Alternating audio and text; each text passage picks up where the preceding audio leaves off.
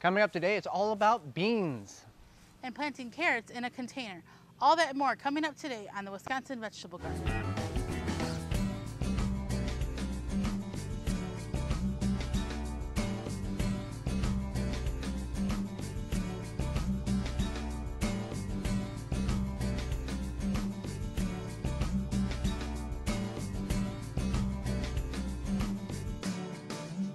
The Wisconsin Vegetable Gardener is sponsored in part by, for all your non-GMO, organic and heirloom vegetable, flowers, and herb seeds, visit dollarseed.com.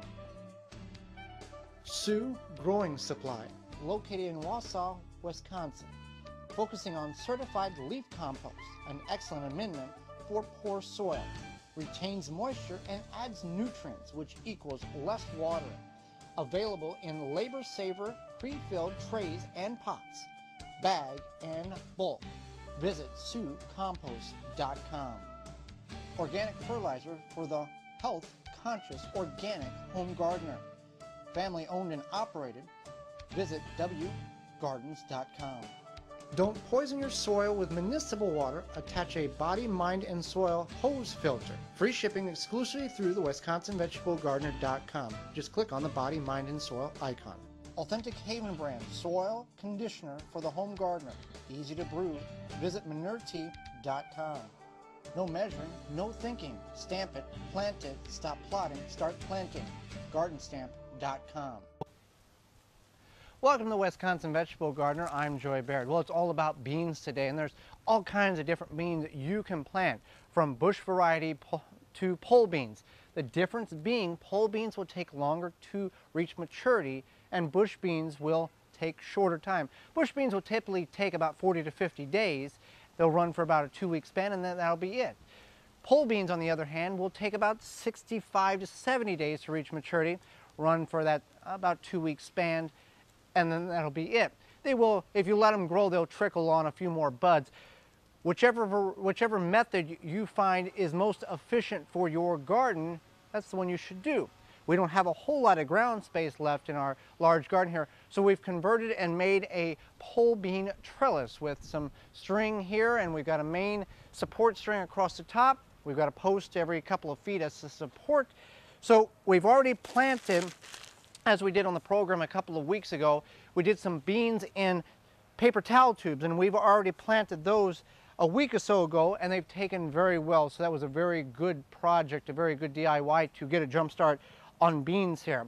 So we've got 40 strings here, 20 on each side, that we are going to plant pole beans on. Now I'm going to plant two different varieties, Blue Lake pole beans and Trail of Tear black pole beans. The Trail of Tear is a hard shell bean. We'll let dry on the vine. You can pick them earlier when they got their dark purple hull on them, and you can eat them as a normal bean, or you can wait until they reach maturity and dry. The Blue Lake is a pole green bean, so to speak. As it reaches maturity, you can go ahead and pick it. You don't have to let it dry on the vine. It's just a green bean that grows in a pole format. Now you could grow pole beans on the ground if you had a lot of space, but it's really ineffective because nature has designed them to climb up items, and then you'll get more air circulation, more sun, and a better harvest.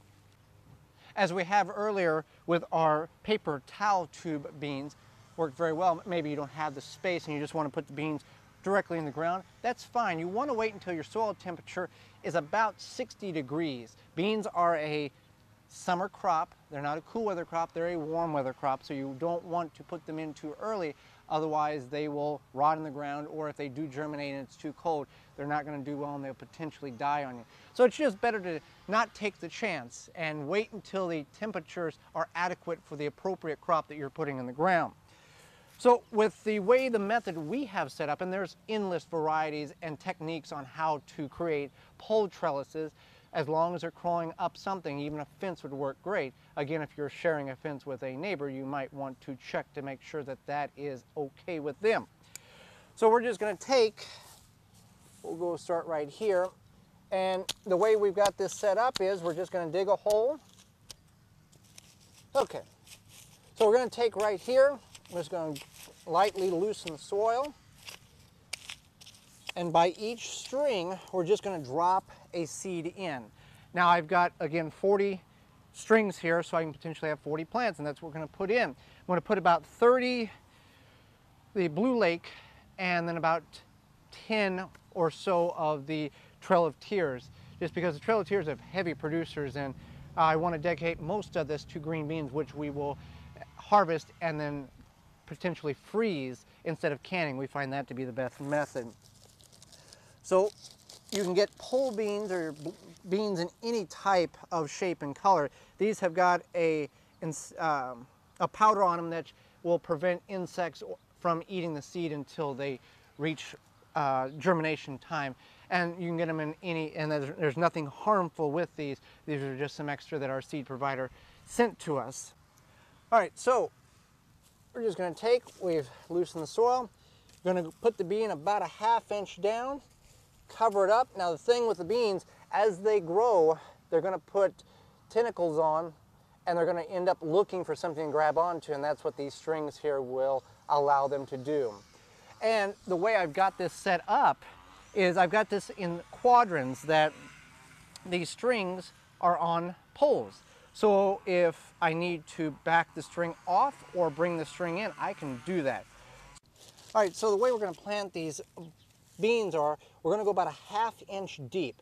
Now, based on the lifespan of the seeds that you're saving, as they grow older, they're going to lose more of a chance of germination. Now, these beans are a couple of years old, so we're going to take and we're going to put 2 seeds per hole just to guarantee us a germination of at least 1. Not all seeds are viable, regardless of how new they are or where they come from, so do keep that in mind. So every one of these slots, I'm putting 2 beans in, about a ½ inch deep, and we will go ahead and finish these up, and then we'll plant the Trail of Tear beans the same way. All right, so I'm finishing up with my Trail of Tear hard shell pole beans, planting them in the same way as I did the green beans. Now, you can water them right away. You can also pre-soak these as well. We didn't pre-soak them, and we're not going to water them because we have rain coming in the next 24 hours.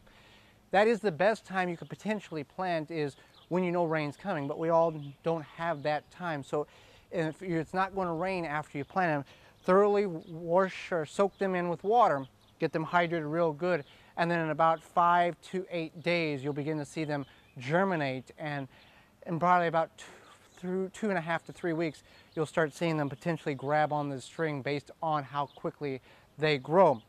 One other thing, green beans, pole beans are a warm weather crop. 60 degrees minimum soil temperature. Don't try to push the weather to get them in too early. Wait until the time is right and they'll grow just fine. So that's pretty much how it is to plant bush beans or pole beans. Whichever one you feel best will work in your garden. Another great flower to grow in your garden is sunflowers. So sunflowers are nice tall plants. I'm sure you've seen them. And they're nice also because once they are starting to die, you can actually save the seeds and roast them. You can eat them, or you can save them to plant next year. I'm going to plant them in a different couple places throughout the garden. One place I'm going to plant them is by where I planted the morning glories, because the morning glories will vine up around them. Sunflowers are also related to the sunchokes, which are behind me here. They look kind of similar. The sunchoke it's a smaller flower, but the way they grow are similar, but you eat the tuber of the sunchokes as opposed to eating the seeds of the sunflower. So I'm going to plant them just throughout the garden sporadically where I feel that would be a good spot for them. And then hopefully within, I believe it's about 90 days, we should have some sunflowers.